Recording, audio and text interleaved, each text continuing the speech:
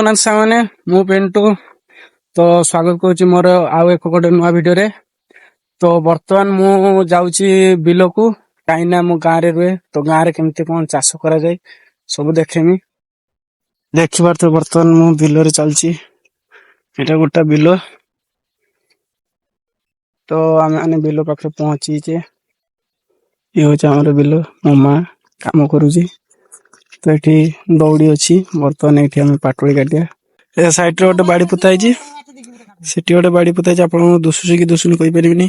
ତ ବର୍ତ୍ତମାନ ଆମେ ପାଟୁଳି କାଟିବା। କାଟୁଥିବେ। ଖରା ବି ବହୁତ ଜୋରେ ହେଇଛି। ଆମ ଘର ସେ ବଣ ପାଖରେ।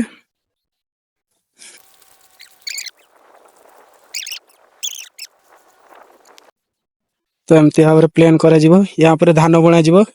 ତାର ଧାନ ଗଜା ହେଲେ ତାକୁ ମାରିକି ପୁଣି ରୁଆଯିବ। ଗୋଟା ମେଘ ଉଠେଇଛି, ଦେଖୁଥିବେ ଆପଣ ମାନେ। ଆଉ ଗୋଟେ କଥା ଆପଣ ମାନେ ଜାଣିଥିବେ, ସେଇ ଯେ ଗଛ ଦୁସୁଛି ସେ ସାଇଡ ରେ ବେଙ୍ଗଲ ବର୍ଡର ସେଠୁ ଷ୍ଟାର୍ଟ ହେଇଯାଏ। ତ ଆମେ ବେଙ୍ଗଲ ବର୍ଡରରେ ରୁହେ। ଦେଖିପାରୁଥିବେ ଗୋଟା ମେଘ ଉଠେଇଛି। ଗୋଟା ଏବେ ଖରା ଦେଖେଇଥିଲା, ଆଉ ଟିକେ ଆଗରୁ ଆପଣମାନଙ୍କୁ ଦେଖଉଥିଲି। ଏବେ ମେଘ ଗୋଟା ଉଠେଇଛି।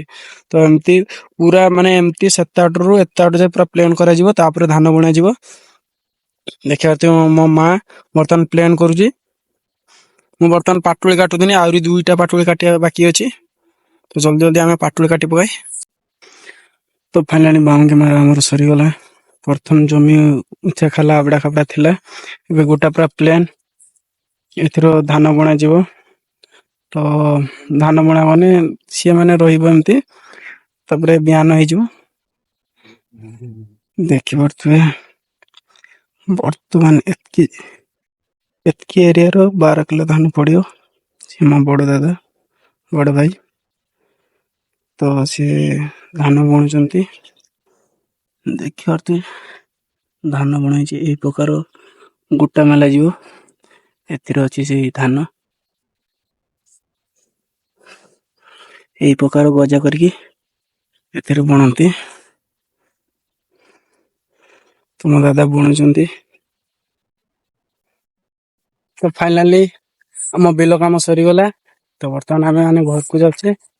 ଦେଖି ପାରୁଥିବେ ଆଗରେ ମୋ ମା ଗୋରୁ ନେଇକି ଯାଉଛି। ସେ ଆମର ବାଛୁରୀ ଛୁଆ। ତାର ପେଟ ବର୍ତ୍ତମାନ ବି ଭରୁ ନାହିଁ। ତ ରହିନି, ଦେଖାହବ ଆଉ ଗୋଟେ ଭିଡିଓରେ। ଜୟ ଶ୍ରୀରାମ।